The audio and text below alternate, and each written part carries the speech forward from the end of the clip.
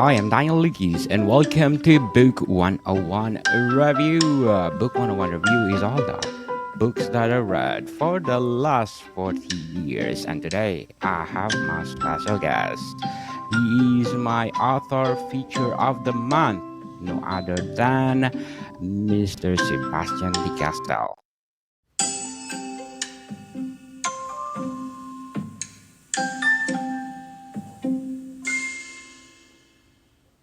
Hi, Daniel. Good to see you again.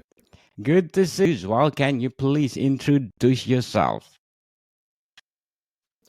Sure, yeah. For anyone who's just tuning in for the first time to this series, my name is Sebastien de Castell. I'm a Canadian fantasy novelist. I'm most known for writing swashbuckling fantasy, but also young adult fantasy full of sort of magic and trickery, which is what we're going to be talking about today, called Way of the Argosi. It's the first book in a young adult series that came about after my Spellslinger series, which was quite a popular series. It was published in more than a dozen languages around the world.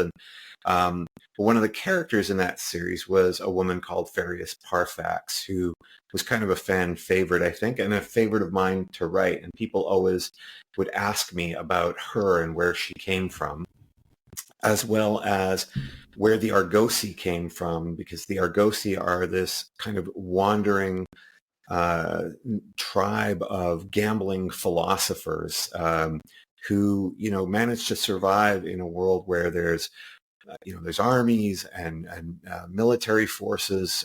There's all kinds of magic and mages who oppress anyone who doesn't have the kind of power that they have. And the Argosi managed to use just very human abilities like eloquence and gambling and swagger and daring to survive in that world. And so people write me all the time going, how do you become an Argosi and what do the Argosi do? And so that became in part this series of exploring the origins of that character that everyone loved, Ferius Parfax, and the Argosi themselves. With this first book, it tells the story of Ferius, who is a young refugee who is being hunted by various mages that consider her people to be sort of devil worshippers, even though they're not. They were at war with one another 300 years ago. And so these mages have been trying to exterminate the last remnants of those clans. And that becomes the trial for Ferius as this first young girl, then young woman, trying to figure out how to survive even as these mages keep sort of coming after her. And she meets a fellow along the way named Durrall Brown, who is one of these Argosi, and he just seems like a kind of cowboy gambler to her, but he offers her a different way to survive, but it's a way that will cost her. And this book is about her deciding whether she can give up on all of the things that she's wanted for such a long time, especially vengeance over what's happened to her people, in order to have this other chance at a new life. What challenges have you faced when you're writing Way of the Argosi? I think the biggest challenge, so it came in two phases. Initially, I had written, I knew exactly where I wanted the story to start. I wanted the story to begin with basically the massacre of her tribe, of the people that have kept her alive until the age of 11, because that is, of course, the source of the trauma that haunts her throughout her journey from being, a traumatized young girl to being this kind of very remarkable, you could even say heroic young woman. And so as I was kind of writing that, I hit a point where one would normally be halfway through the book, and it felt like just something wasn't quite right. Like I just wasn't telling the full story. And I'm usually very wary as a novelist of telling too much of someone's story, because that can start to read like a biography. But in this case, I realized that I actually needed to go back because there were all of these kind of very interesting adventures that each of them pile on to form who she is. And so the biggest challenge was just recognizing that I couldn't skip over all of the pieces that make Ferius the remarkable character that she becomes. How do you develop your characters and plot lines in way of the Argosi?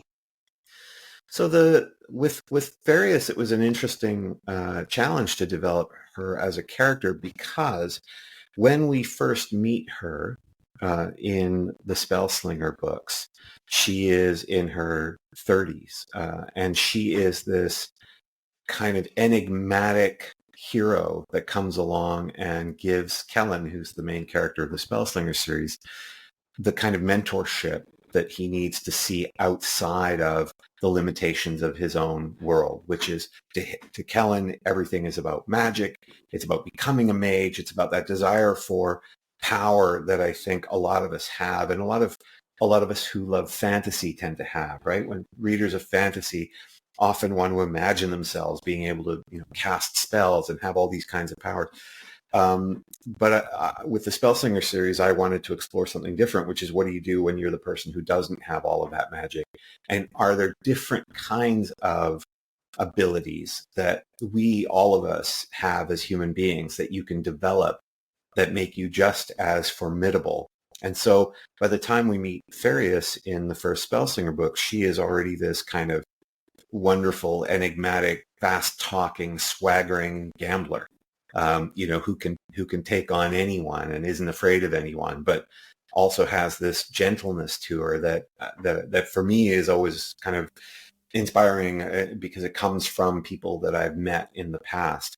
So when it came to going and writing Ferius's story, of course, I had to ask the question, not what's the character I want to build, but how would someone become the person she is? Because it couldn't simply be someone who's just born wonderful and nice and kind and accomplished. It had to start from somewhere that we all start from, where we're young, we don't know what to do, we're often afraid of other people, of the world outside. And so what were the experiences? And I had to figure out how to craft kind of, instead of the character that people love so much in the Spellslinger books, but what is the seed that can become that character? What are the flaws that she would have that are, a product of her experiences, of the trauma that she's dealt with, that could somehow turn her into this very strange and remarkable person later on. So it was really a process of exploring what is it that forms our best selves. Do we become our best selves out of positive experiences and positive people we meet, or is it from overcoming negative experiences? And it wasn't something that I'd ever really thought about in that level of depth, because typically when you're writing a novel, you're creating your cast, you're creating your characters, you're exploring your characters, but in one sense or another, they're fully formed.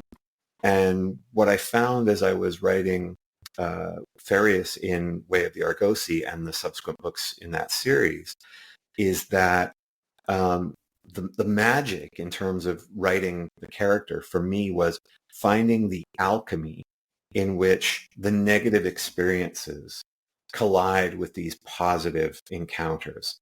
Something horrible happens to us that starts to turn us to a meaner version of ourselves. And then that collides with meeting someone who we see who is different, who doesn't share our viewpoint. And somewhere in that alchemy, we find someone new that isn't who we were on track to be, and it isn't who that other person is. And that's Ferius in a nutshell. And that's what I kind of adore about writing her, is the way that she is never entirely persuaded or turned by anyone else's ways, but she always kind of allows them to mix with who she is to become somebody new in the next act of her story. So, how do you handle writer's block when you're writing Way of Argosi? So, well, one of the ways was I had to put the book on hold for a couple of months. In fact, I thought I was going to have to put it on hold for a year because I hit, as I mentioned earlier, when I hit that point where it felt like the story wasn't, it felt like I was about to enter this other phase of the story for which I hadn't really built the character properly. I thought I was going to need a lot more time. And so I spoke to my editors at my publisher, and my editor was lovely. And she said, she said, okay, well, we'll make this work. We'll move the publication dates and things like that. But but she was about to go on maternity leave, and a new editor was going to take over for her.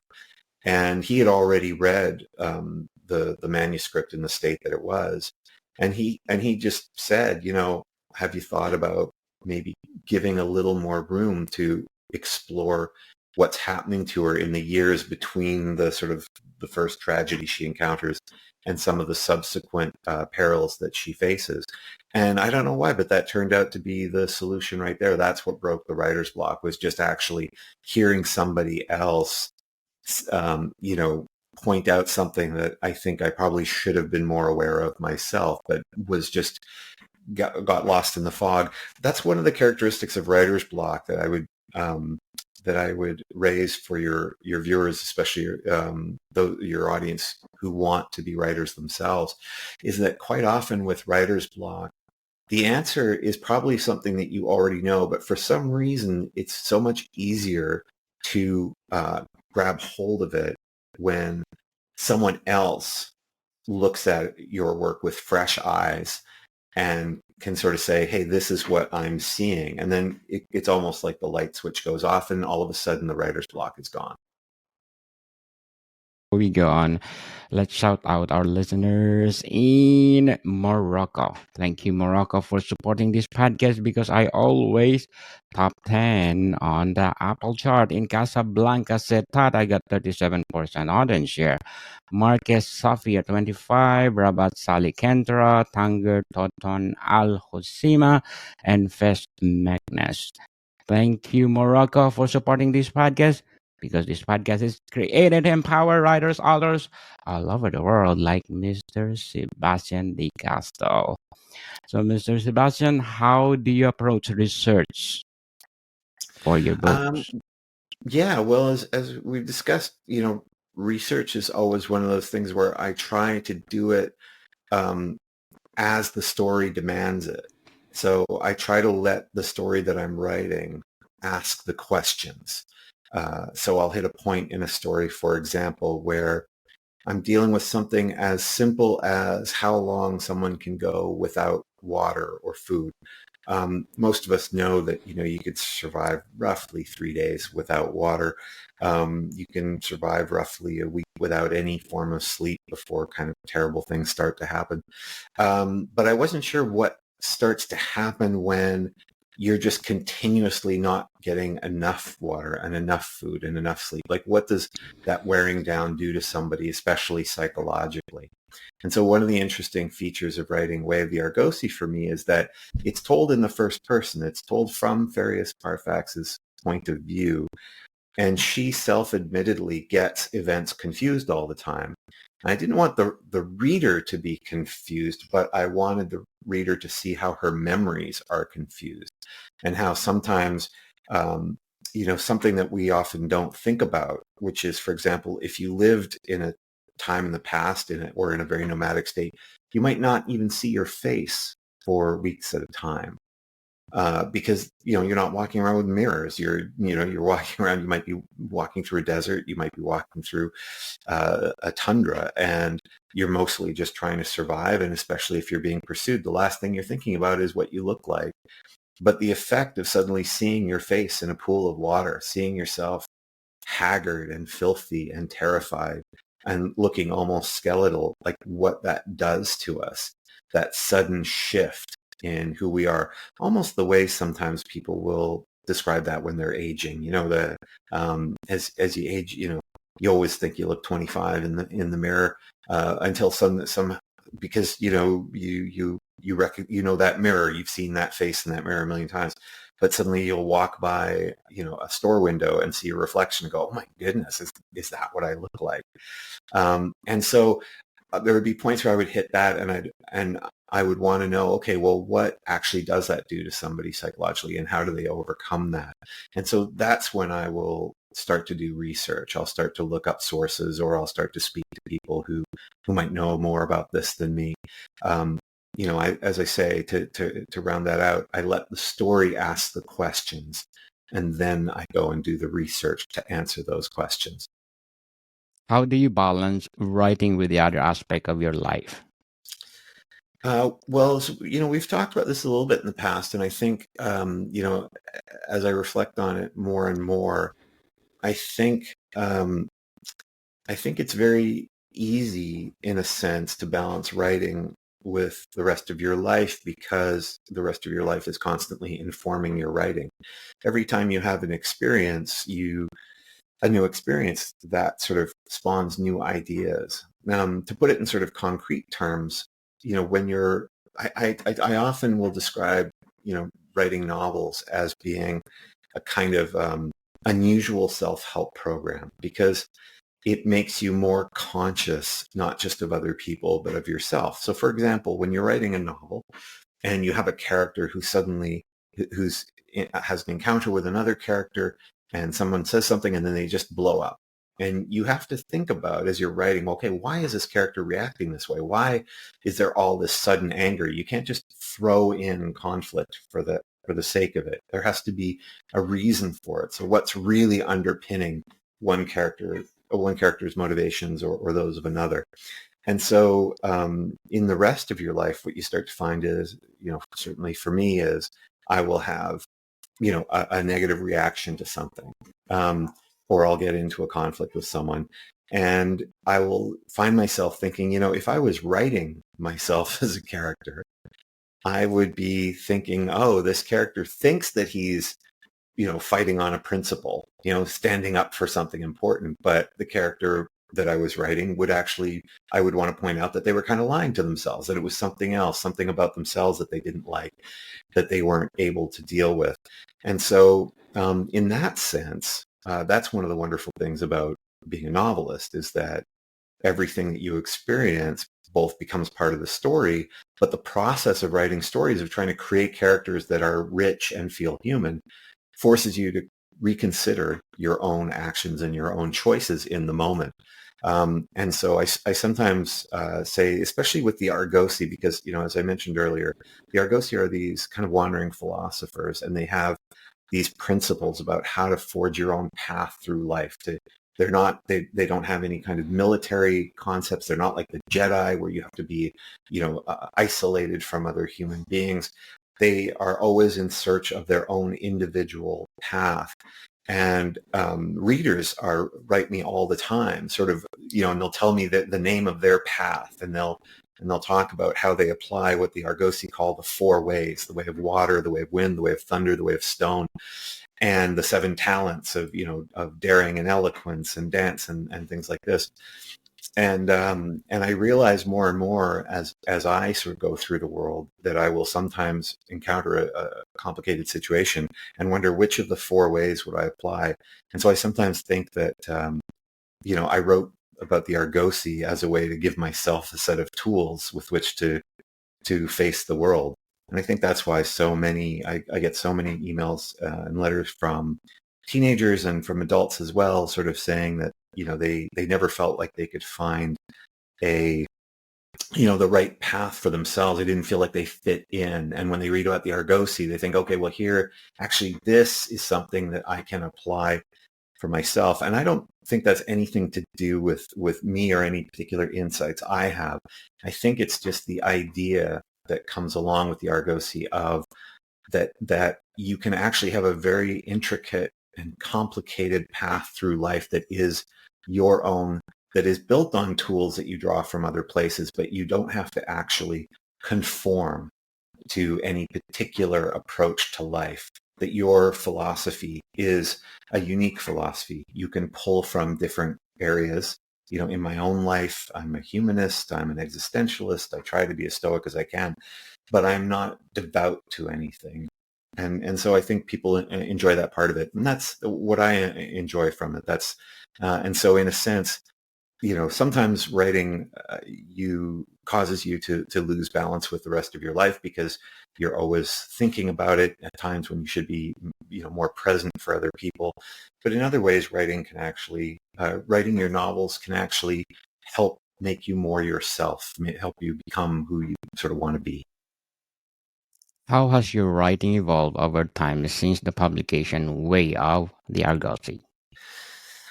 Well, I think Way of the Argosi as a novel was, I reread it recently, in fact, and I think it was a bit of a turning point for me stylistically. Even though my novels are still characterized by the same um, fundamental building blocks. I love humor and wit, and I love dialogue that's sort of alive and active. I love stories about friendship and the bonds that people form, and the way that people can find redemption in making different choices and making hard choices. Um, but Way of the Argosi was an interesting book for me because it was the first one where, as I was writing it, I found myself asking not just who was telling the story, but who are they telling the story to? And so, when you think of a novel, of course, a novel is always someone telling you a story, right? Even though you're reading it, and especially if it's in first person, if the character's saying, I found myself lost in the desert and I did this and then this happened to me, that's someone telling a story. And so often as writers, we think about who is that person telling the story. But with Way of the Argosi was the first time where I asked myself, who is she telling that story to? And and that changed a little bit the way the voice of the character comes out, because it makes you always aware that there's another character in the shadows, someone. It's not done in an explicit sense. We're not explicitly aware that she is recounting the story to someone. I've never loved that sort of framing device. But by the end of the book, we realize who it is she's thinking about when she is recounting this story. And for me, that was a lovely way to close the book. So that's something that evolved in my writing process. So, what are some of your goals and or aspiration as a writer? I've always had the same aspiration since the day I started this vocation, which is simply to make a living writing novels. And I've been incredibly fortunate. This is the 10th year that I've been a professional novelist. And for 10 years, I've been able to earn a great living just writing stories. I have lots of friends who are writers who will, they'll want to, I don't know, hit the top of the New York Times bestseller list, which I think is a perfectly valid thing to want to do, or they want to see a TV show or a movie made from their books, and I think that's a completely valid thing to want as well. But for me, I've always been very careful to remember that the dream that I had starting out, which I think is the dream of so many starting writers, is just making a living writing novels, because that's a fairly hard thing to do. And I think people sometimes think it's almost impossible now, but it's not. It's difficult. You have to be good. You have to be lucky. You have to work hard.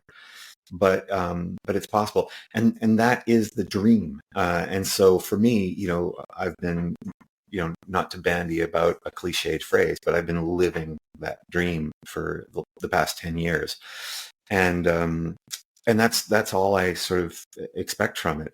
I've been lucky in the sense that, two of my series have been optioned for film and television. And I always find that interesting and entertaining to, when to get to talk to directors and writers and producers. Of course, the odds of things actually getting made are very slim. If 1 in 100 fantasy novels gets optioned for film and TV, 1 in 100 of those will ever get into development, and one of, I don't know, 20 of those might get to a pilot, and one of only 10 of those will actually get a season of TV, and 0 of the ones that get made will be any good. Even Game of Thrones, which was the most remarkable, example of a fantasy novel turned into a TV show, and had so many great seasons. By the end, ended so, I think, not to criticize anybody, but ended in such a way that audiences were so unsatisfied that actually people don't even recommend it to their friends, even though maybe the first 6 seasons, 5, 6 seasons, people might love, but knowing that it won't end well, makes people go, you know what, I don't want to recommend it to anybody because I know it's not going to end the way that people will find satisfying. Hopefully George R. R. Martin, when he finishes the books, will end in a way that people find satisfying. But that's precisely the thing when we think about goals as novelists, which is that, you know, when I write a novel, I'm pretty much 100% responsible for it. You know, if it's good, it's because I worked really hard and because I had great editors and great advice. And if it's bad, it's because it just was bad. I didn't do a good job on it.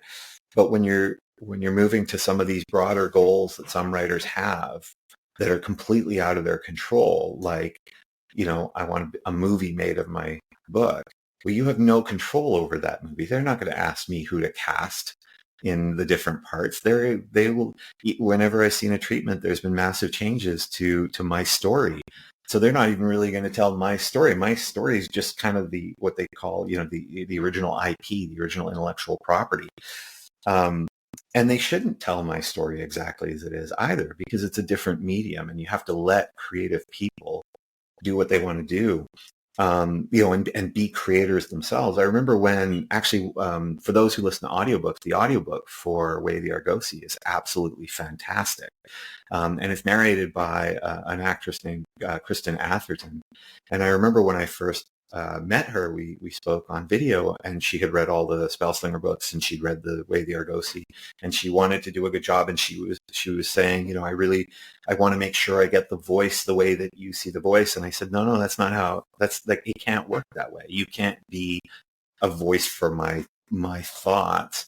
You need to be the voice of Ferius Parfax. However you play her, however you portray her in the audiobook, that's who she's going to become.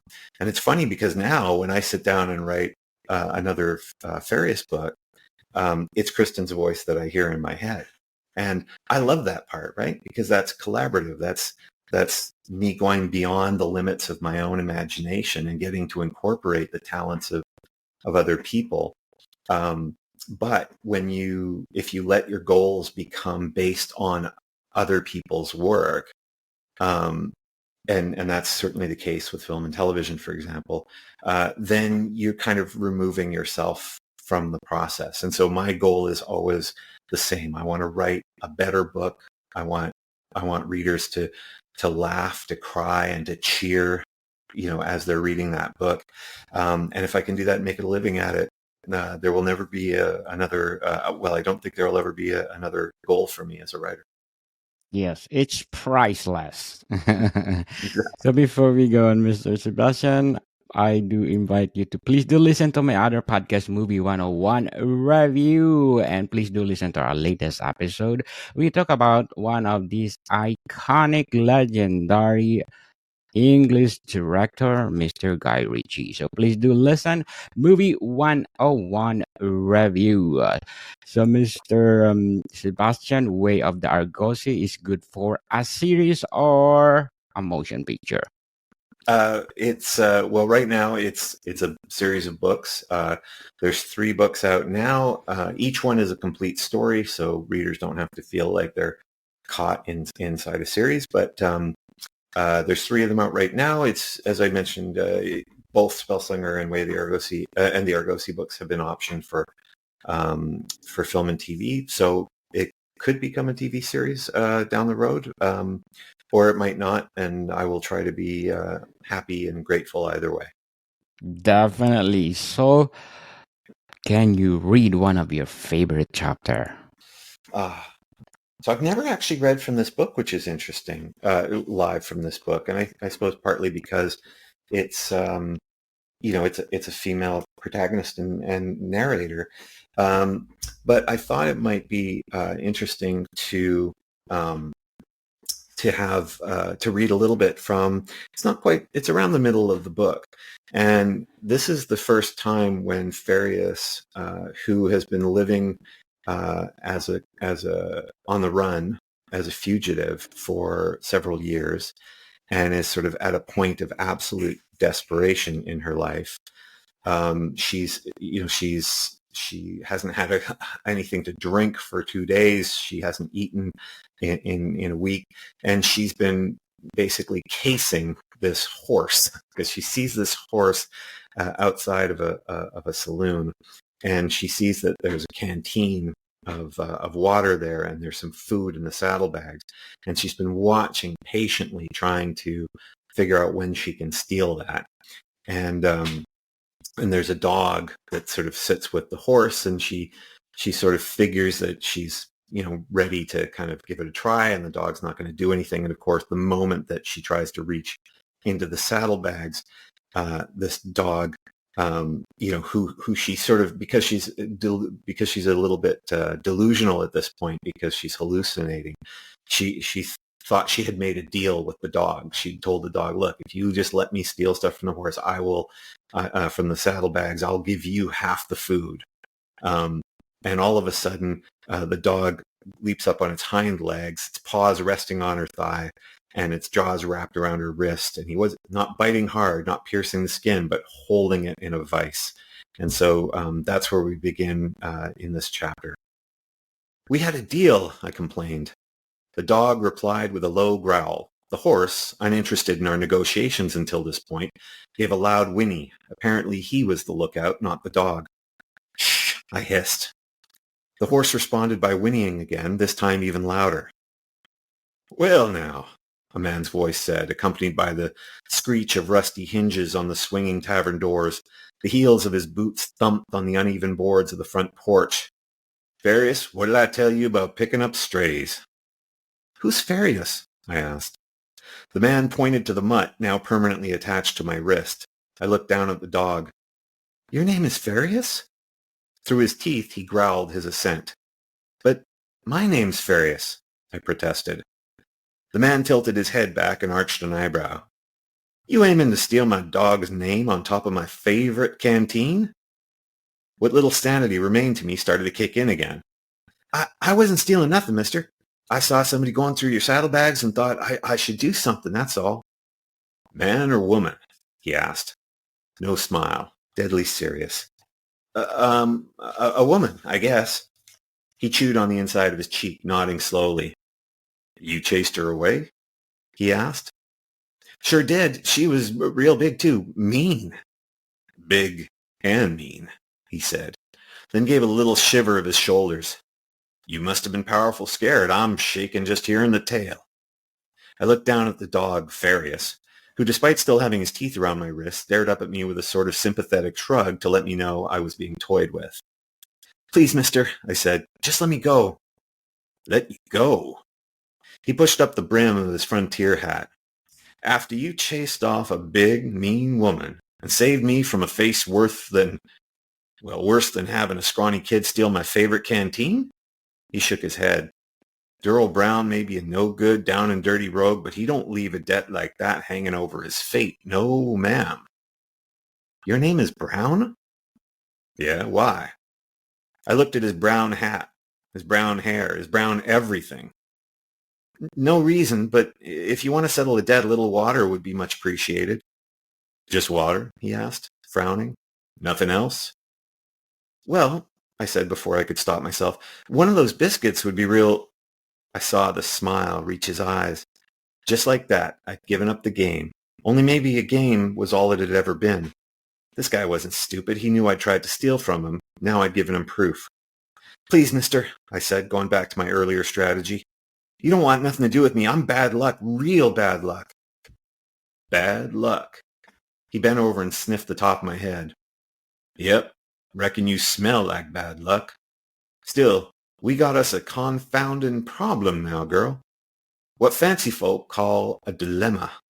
He leaned even closer and whispered, maybe even a paradox. A what?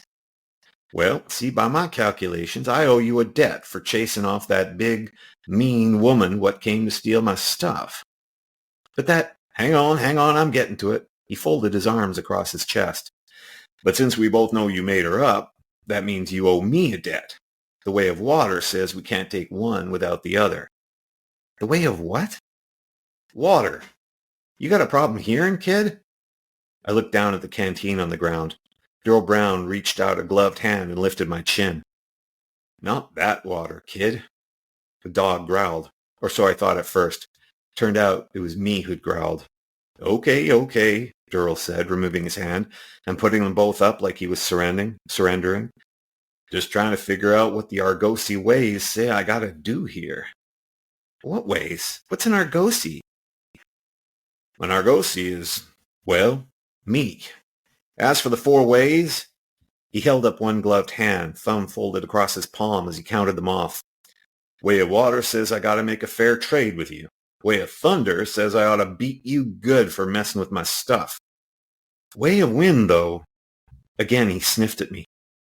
She says I gotta follow the signs. And you, kid, seem like a sign. Okay, sort of good news and bad news. Turns out I wasn't the only crazy person wandering the desert roads. Durrall Brown started muttering to himself as if he'd forgotten all about me. I'd been fine with that, except the dog still had my wrist in its jaws. What about the 4th one? I asked. You said there are 4 Argosi ways, not that you explained what an Argosi is supposed to be. He dismissed my question with a wave of his hand. Told you, I'm an Argosi. And I hate the way of stone. Only ever gets me into trouble. No, ma'am, gonna have to follow the way of water this time. He gave a short, sharp whistle. All of a sudden the dog's jaws opened and he let go of me. I spun on my heel to make a run for it, but I was so weak I would have fallen flat on my face had Durrall not grabbed the collar of my coat and held me up. Let me go, I said. Not until you and me have settled our debt, kid. The second whistle was lower than the first and warbled almost like a bird song. The dog walked around to look up at me. Yeah, his expression seemed to be saying, I'll bite you real good the next time you try to run. I turned back to the man in brown, wondering what he had in store for me. He hadn't known me long enough to want to kill me, and he didn't particularly strike me as a decent folk, which meant it would take him longer for the sigils around my neck to work on him. Look, kid, even I can see you're at the end of your rope. You need a meal like the rest of the world needs a good cause, which is to say, real bad. Now, there's only 3 ways to get things in this life. Again, he counted off on his fingers. Earn it, which you don't seem inclined to do. Steal it, which, no offense, but you ain't so good at.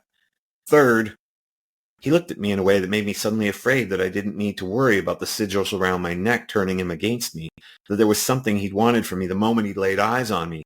That thing you can always give away, even when you don't have anything else, and no matter how many times you've given it up before. The thing I'd seen other girls and boys give to men like him. I won't, I blurted. I won't go to bed with you. Durrall Brown's eyes widened like I'd just drawn him a picture of his grandmother naked. You think I... Talk about the way of thunder. He let a long, slow breath out. Kid, you have stabbed me right through the heart and you ain't even got a knife on you. I'm sorry, I didn't mean to... Why was I apologizing? What difference did it make now? I should have taken advantage of his discomfort, maybe tried to make another run for it and hoped he'd tell the dog to let me go. But under that blazing sun, thirst hit me again, hard as any blow to the stomach. Please, mister, I just need a drink of water and maybe a little food. Then why didn't you just ask for them in the first place? He asked, then glanced around the empty street. Come to think of it, why didn't you just walk up to the homes of any of the kind folk in this town and ask for help?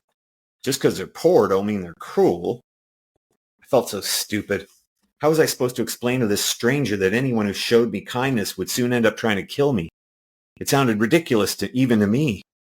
But the man nodded then, like I just spouted the wisdom of ancient philosophers. You're right, kid. Absolutely right. I didn't say anything. Scruples. That's what you got. Won't beg, because that makes a person a slave to the whims of others. That's why the gods created a 3rd way for people like you and me to get the things we need without having to earn or steal them. What's that? I asked, somehow mesmerized by the sheer confidence with which Durrall Brown was spouting nonsense more bizarre than even my own hallucinatory ramblings. He grinned, and it was one of those grins that reminded me of Orissa, the kind that traps you like the sight of a desert mirage in the distance, convincing you that the world is this big, wondrous place, and you just happen to be the luckiest person alive. Gambling, Durrall said. And that's the end of the chapter. That is, Bravo! Way of the that's Argosi by Sebastien de Castell. So, Mr. Sebastian, can you please invite our listeners to support all your books? Sure. Yeah, absolutely. So I think if you're new to my writing, Way of the Argosi is a great place to start if you want to read some kind of fantasy with with lots of adventure and swashbuckling and a bit of Wild West flavor to it. Of course, it's a young adult novel, but I think it works for adults as well. If you prefer sort of more straightforward adult fantasy fiction, Trader's Blade was my debut novel. It's part of a 4-book series called The Greatcoats Quartet, which is complete, so you can race all the way through it if you like. Also has a fantastic narrator, a guy named Joe Jameson, who just brings the story to life. So if you like audiobooks, that's a good way to go as well. All my books are available in print and ebook and audiobook. There's also the Spellslinger series. So if you're looking for a book for teenage boys, for example, there's not a lot of books for teenage boys these days, strangely, especially in fantasy. So Spellslinger is a good series for them. As well, if you're looking for something a little bit more literary, for your fantasy tastes, Crucible of Chaos is a kind of supernatural mystery featuring a swashbuckling Hercule Poirot investigating a series of apparent demonic murders in a monastery. And of course, Play of Shadows is my latest novel. It's a swashbuckling fantasy set in a theater that explores kind of the meaning of storytelling and what happens and why we often fight over stories and the way that they affect our present. So 16 different novels I've had published so far, and hopefully there's something in there for your listeners to enjoy. So, Mr. Sebastian, thank you for your time. Thanks so much, Daniel. See you soon. Morticon people, see you soon.